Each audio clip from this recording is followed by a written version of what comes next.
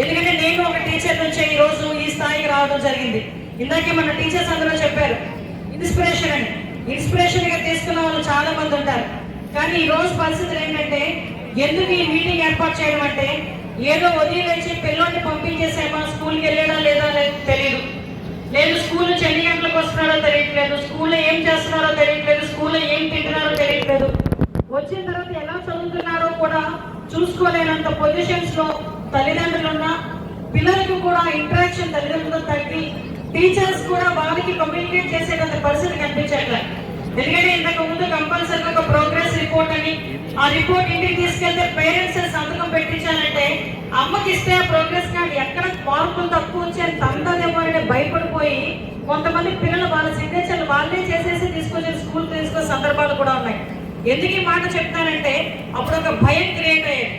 ఎంత భయం క్రియేట్ అయ్యిందంటే, మా ఇంట్లో నేను చదువు సంబంధించి నా ప్రోగ్రెస్ రిపోర్ట్ మా అమ్మ వాళ్ళు చూస్తే మార్కులు తక్కువ వస్తే మా అమ్మ కొడతాదేమో, మా నాన్న తిడతారేమో, వరదలుగా నాకు కొత్త బట్టలు కొనివ్వలేమో, నన్ను ఎక్కడికి పంపించడేమో నా భయం పిల్లల్లోనే ఉండేది.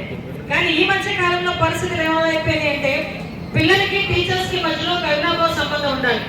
ఇంట్లో పిల్లలు ఎలా ఉండాలి? ఇప్పుడు పిల్లలు ఎవరైనా ఒక డల్ గా ఉన్నాడు అనుకోండి, టీచర్ కనిపిస్తుంది డల్ గా ఉన్నాను ఎందుకు అని. వెంటనే వాళ్ళ పేరెంట్కి ఫోన్ చేసుకుని, అమ్మ ఇంట్లో ఏమైనా అయిందా, ఇంట్లో అబ్బాయికి ఏమైనా ఇబ్బంది కలిగిందా, ఎందుకు ఇంతకు ముందు చదువుకున్నంత ఫ్రీగా అమ్మాయి చదువుకోలేకపోతుంది, లేకపోతే ఎందుకు ఏమైంది, ఆ ఒక రకమైన అవినాభావ సంబంధం అనేది టీచర్ కి అదేవిధంగా పేరెంట్ కి మధ్యలో ఉండాలి.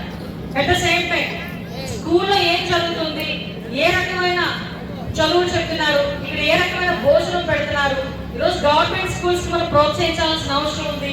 ఈ నేపథ్యంలోనే ఈ రోజు ఈ కార్యక్రమాన్ని కూడా పెట్టడం జరిగింది.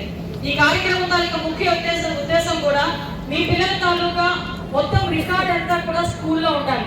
ఇంతకు ముందు మన డేట్ ఆఫ్ బర్త్ సర్టిఫికేట్ కావాలంటే పాత స్కూల్స్ నుంచి తీసుకొచ్చే పరిస్థితి ఉండేది. అదేవిధంగా ఈ రోజు మీ పిల్లల తాలూకా హెల్త్ రికార్డు కానీ, ఇందాకే మాకు స్పెషల్ ఆఫీసర్లు చెప్తున్నారు 54 మంది ఆడపిల్లలకి ఎనిమిదిగా ఉన్నారంటే వాళ్ళందరికీ కూడా ఐరన్ టాబ్లెట్ సప్లై చేయాలి.